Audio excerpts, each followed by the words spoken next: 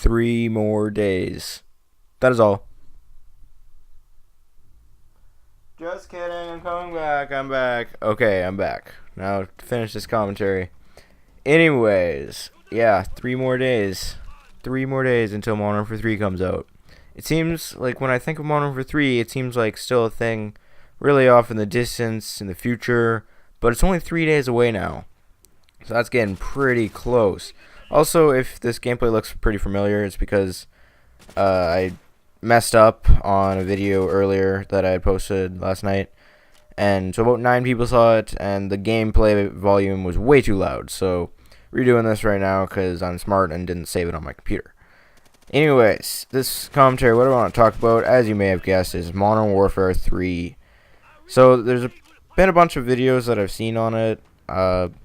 Yes, that means I've seen gameplay of it. It's from IGN, so they got the clear to post it, I suppose, since it's on their site. If you want to go watch the live stream of the IGN Modern Warfare 3 multiplayer, then I think I'll probably put a link to it in the description. So I'll do that. And also, the game looks really good. It looks pretty much the same as Modern Warfare 2, but that's to be expected since it's not a new engine, nothing new. They can't up the graphics until a new console comes out, and it's at 60 frames per second, which I like. So, that being said, there's a bunch of things that look really good about this game. First of all, I'm going to talk about the kill streaks. So there's a couple I saw, one being the Reaper. That looked really good. I'm sure I'll be using that a lot.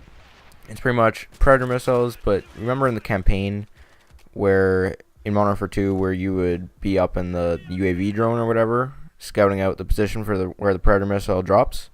Well, you're pretty much in one of those, except you get to drop 5 Predator missiles. Not all at once, but you get to guide them down into the death of the other players below. And it looked really useful. I'll probably use it a lot. My kill streak setup I think I'll probably run is going to be the Reaper, and then Pavlo or AC-130. Most likely I'll be running AC-130 just because it's AC-130 and it's awesome. And then I'll be running the Osprey Gunner. And I saw gameplay of the Osprey Gunner as well. Well, I saw a kill cam because the guy was actually getting killed by it. But it looked really good. It looked sort of like the Chopper Gunner. In fact, it looked almost exactly like the Chopper Gunner. Except it drops 5 care packages. One being booby-trapped. I think that's what it is. And it's a 17 or 18 kill streak, something like that. I'm not really sure. So it's one of those, and it looked very, very good. Finally, the other kill streak I saw was the Juggernaut suit. And that is an 18 kill streak for support and only a 15 for assault. Or I think it's called assault. I'm not really sure. But for those strike packages, it looks very not good. I'm not going to use it at all.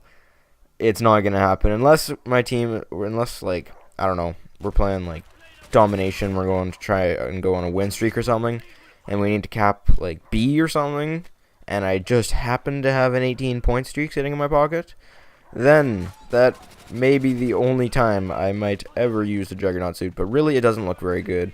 You only have a riot shield and a pistol. You have 10 times health, but you also show up on the enemy's mini-map at all times. So they can see where you are, and any good team will just flashbang you and throw grenades and stay away from you and out of your pistol's range. So really, you won't be very effective. And I really don't plan on using it. It seems like one of those things where it'll only work well against people who don't really know the game at all. So I'm not going to be using it, and yeah, that's basically what I saw for the kill streaks. You know, you got your Predator missile and care package and stuff as well. So, another thing I saw was a couple guns. Oh, that guy just came out of nowhere on me. Oh my god, that scared me so bad in the game. I remember that. Just popped out of nowhere and shanked me. So, some of the guns that I noticed were the G36. You start off with that one in a default class. It looks to be really powerful. Well, I wouldn't really say powerful, but the rate of fire is high. And also, the recoil is fairly low. It's a bit higher than in COD 4, it looked like.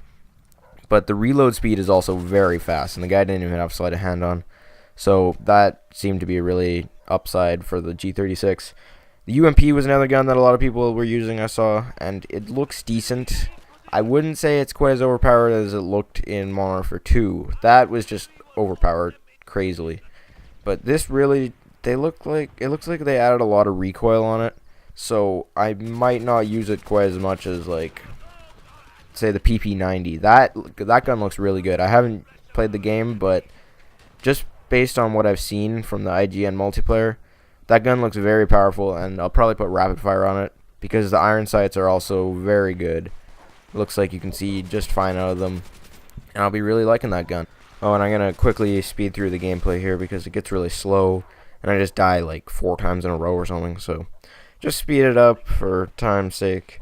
Now, the next thing I want to talk about was the new game modes. Those are Team Defender and Kill Confirmed. That was the other one.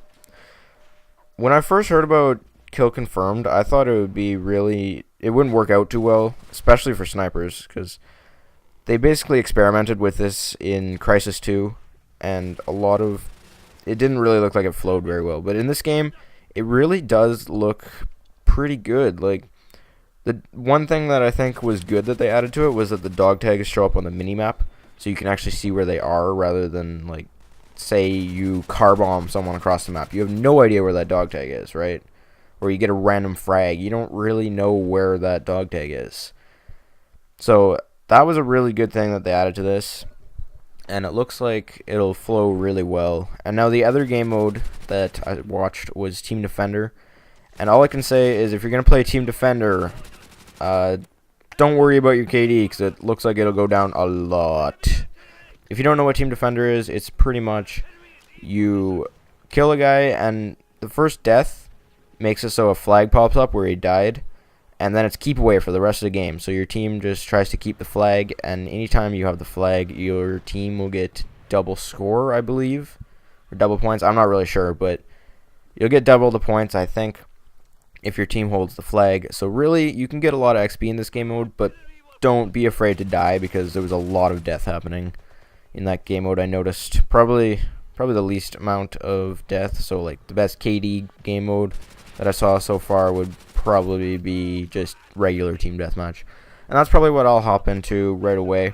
My first game, I'll probably play some team deathmatch, and I may play ground war domination once I start to get a tiny bit more familiar with the maps.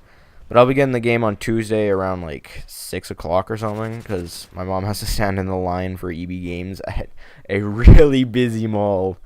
Luckily, it's not me standing in line, so I kind of feel bad for her. But yeah, I'll probably not get it until 6 o'clock. So I'll try and post a video on Tuesday night, as I usually do. I usually post videos at nighttime because otherwise it just cuts my internet out completely, and I get 1 bars for every game. And I don't want to play Modern for 3 on a 1 bar. That's one thing I don't want to happen.